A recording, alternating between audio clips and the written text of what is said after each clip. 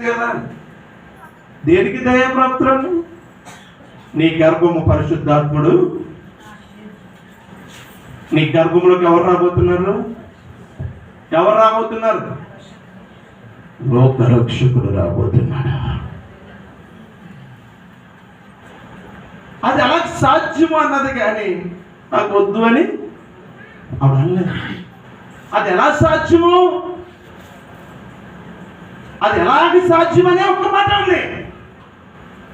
నేను పురుషుని ఎరుగును, నాకు వివాహం కాలేదు, నా గర్భము చూస్తే ఏమిటి, ఓకే ఇస్తాను, కానీ నేను పురుషుని కలయిక లేకుండా గర్భము ధరించున్నా ఎలా సాధ్యము? అంతేగాని అయ్య బాబోయ్ మా ఊళ్ళో అందరూ ఆడుకోసుకుంటారండి, మా అమ్మ నాన్న చచ్చిపోతుంది. నిజంగా చెప్పండి, ఒక కన్యక అయినటువంటి ఒక ఆడబిడ్డ ఇదిలో గర్భం పెళ్లి కాకుండా ప్రధానము చేయబడినటువంటి బిడ్డ గర్భము ధరిస్తే ఆ తల్లిదండ్రులు కానీ, అన్నదమ్ములు కానీ, అక్క చెల్లెళ్ళు కానీ, మిత్రులు కానీ, స్నేహితులు కానీ ఏమంటారు? నిప్పు లేకుండా పొగొత్తదేటి అంటారు లేదా? నిప్పు లేకుండా చూడండి, లోకానికి రక్షకులు అవడానికి మరియమ్మ ఎంత అవమానాన్ని దాచుకుందండి. మరియమ్మ ఎంత అవమానం దాచుకుంది చూడండి.